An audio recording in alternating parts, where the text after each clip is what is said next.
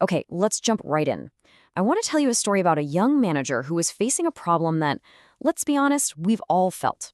You know that moment when the story you tell yourself about who you are just gets in your way?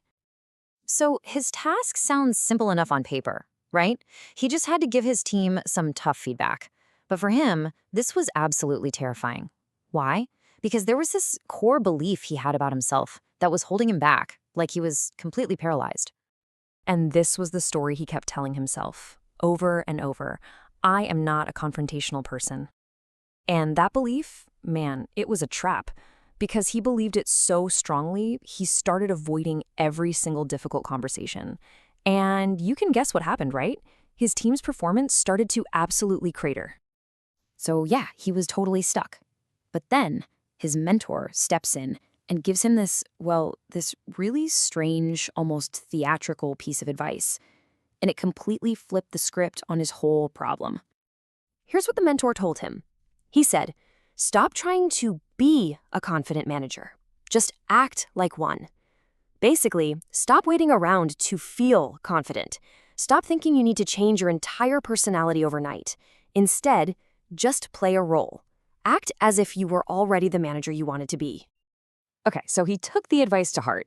He actually gave his new character a name, the calm, firm, and fair manager. And what's interesting is, before the big meeting, he didn't try to psych himself up or, do some massive internal transformation. Nope, he just started rehearsing his part, like an actor. And I mean, he literally stood in front of a mirror, practicing a confident stance.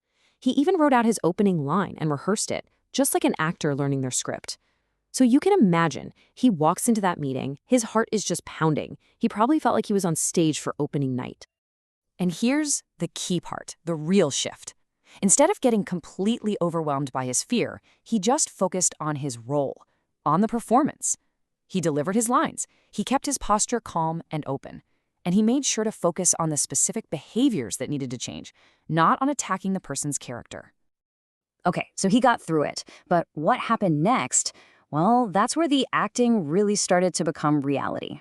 Now look, the conversation was still tough. I mean, nobody enjoys getting negative feedback. But it wasn't the total disaster he'd built up in his head. Not even close. And he walked out of that room with a small, but incredibly powerful new piece of evidence. And this new evidence planted a new thought in his mind. Hey, I just did the thing I was terrified of, and I survived. So he kept at it. He kept rehearsing this role in every new meeting, and with each performance, it started to feel less and less like he was acting, and more, well, more and more like it was just him. Think about that. He had acted his way into a whole new way of being. And his story is a perfect illustration of this really powerful psychological tool for change, one that kind of flips conventional wisdom completely on its head. It's called the as-if principle, and the whole idea is that most of us have it completely backward. We tend to think that our identity is this fixed thing that dictates our actions. But the as-if principle says, no, that's not it. The truth is, your identity is just the lagging indicator of your repeated actions. So here's the main takeaway. You do not think your way into a new way of acting. You act your way into a new way of thinking. The action has to come first.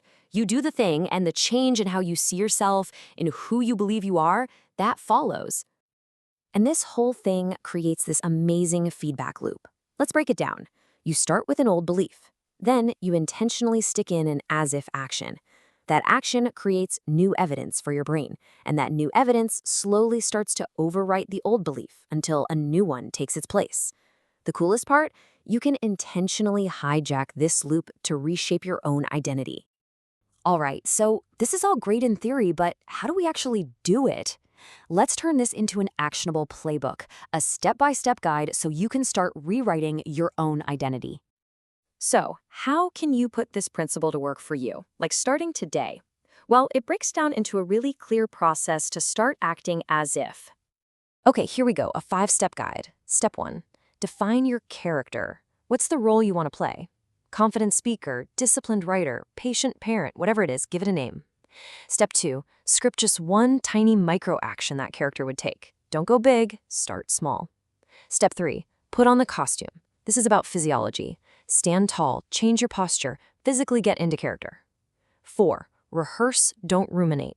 When you feel that fear creep in, shift your focus to the action itself, not the feeling. And finally, step 5, collect your good reviews.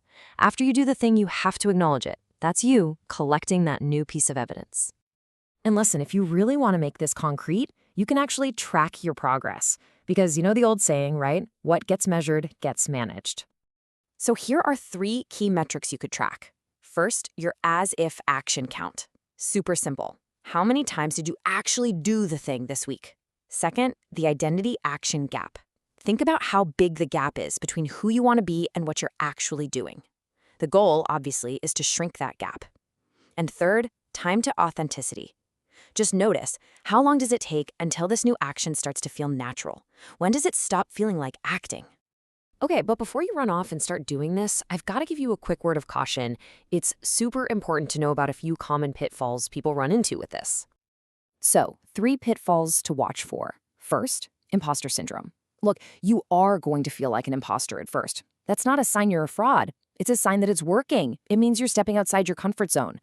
Second, this is not about being inauthentic or fake. The character you choose has to be aligned with your real values. And third, action isn't quite enough on its own. You have to consciously reflect on the new evidence you're creating. You have to let it sink in and update your self-image. And all this really leaves us with one final big question to think about. Is your current self-image a prison, or is it a script? Is it a set of bars that limits what you think you can do? Or is it a script that you, right now, can pick up, edit, and actively choose to rewrite starting today?